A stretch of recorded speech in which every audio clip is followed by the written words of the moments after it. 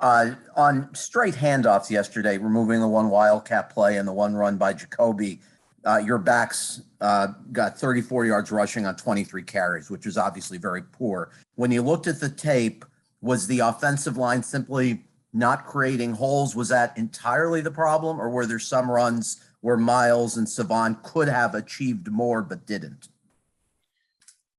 I think give a little credit to Houston. I thought they did some good things. Collectively, O-line, backs, receivers, tight ends, got to do a better job of creating some more space for the backs to run. And backs got to do a better job of running. Collectively as a group, we just didn't do enough in the run game to have sustained success in that area. And we need to do a better job of that. Talk about that with these guys today. We're playing against a very good run defense on Thursday. Going to turn the page to that, and we have to play a lot better. One other quick thing from me: did Tua throw today? Do you have any update on his availability for Thursday, and is Will Fuller out Thursday?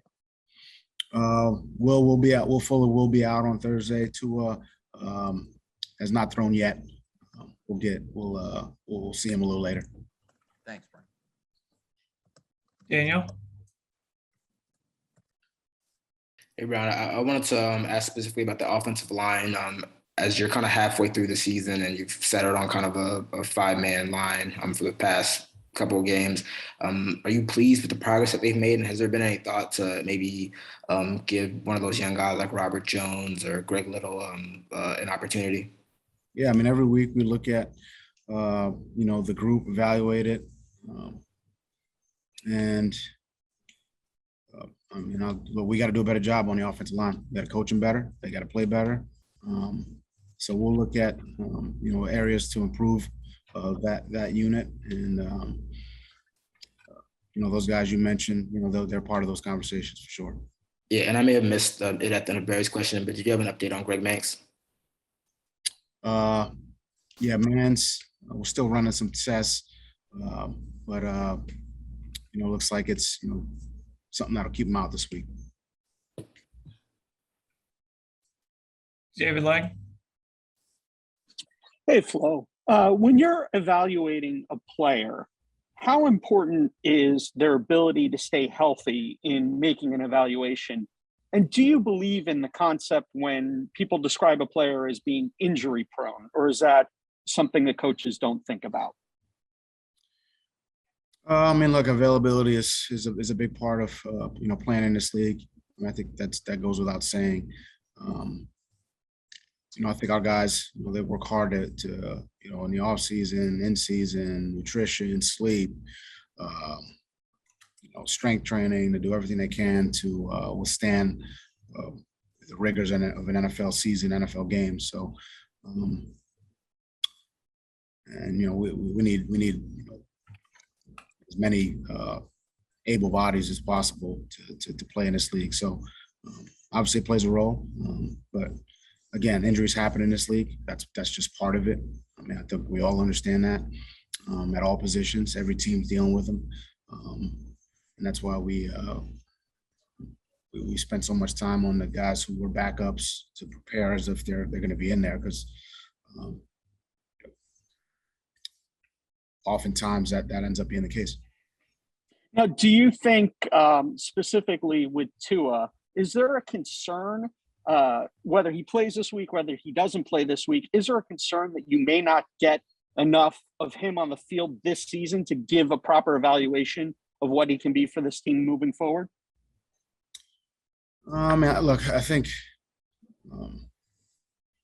Tua is a tough kid. I think he does everything he can to be out there. He's had a couple unfortunate injuries this year.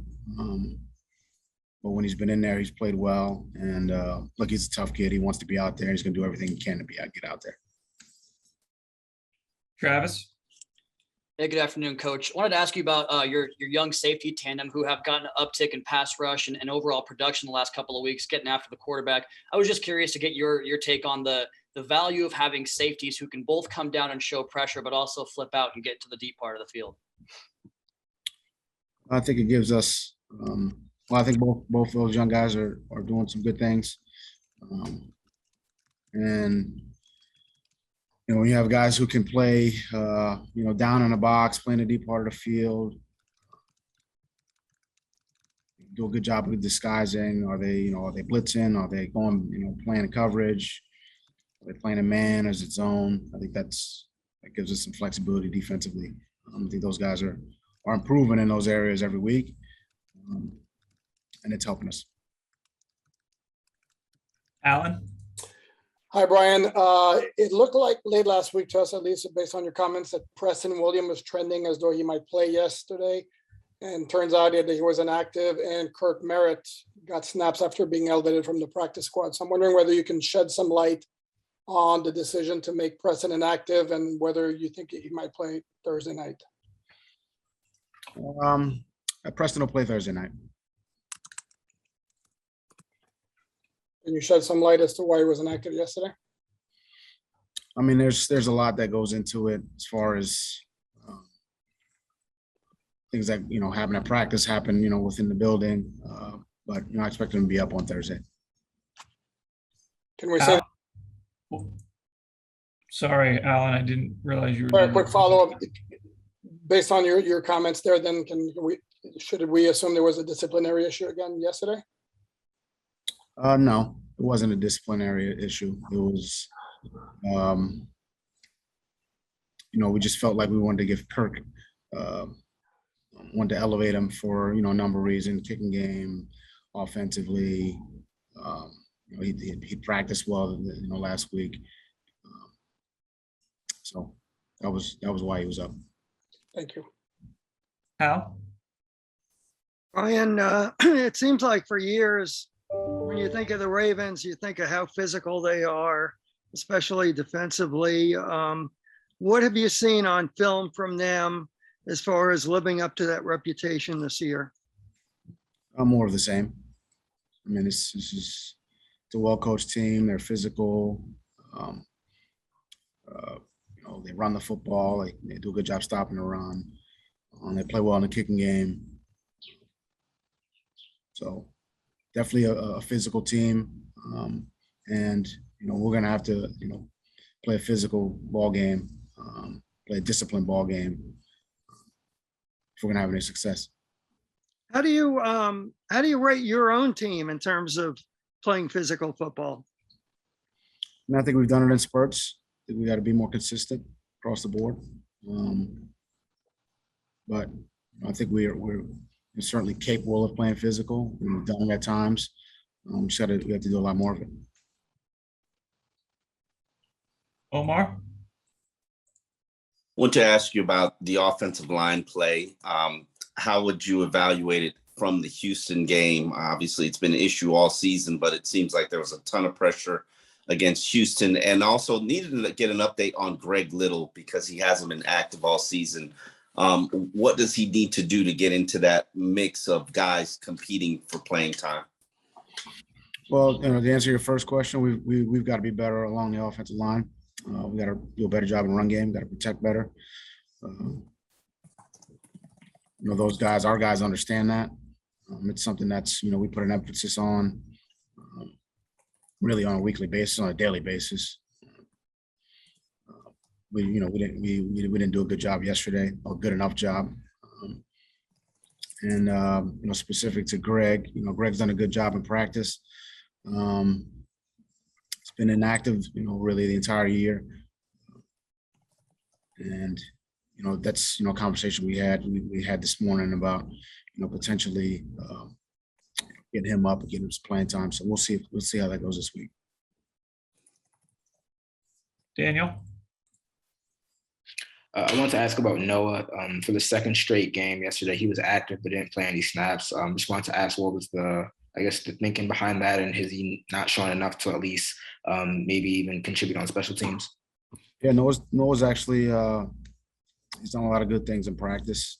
Obviously, we got the two, Byron and X out there who get the majority of the snaps, outside at the corner spot. So, that's what we've gone defensively. And in the kicking game, we just had some other guys we played, instead of him. So, but he's done some good things. Alan? Along the same lines as Greg Little, what do you need to see from Hunter Long for him to get in the game? Yeah, Hunter's, and another guy who's, good young player. But it's a little bit of a crowded tight end room with Shaheen and Mike and Durham and Seathan. So he's been active a couple games, and but somebody who's we think is going to be a solid player in this league. I'm just waiting for his opportunity. Does anyone else have a final question for Coach?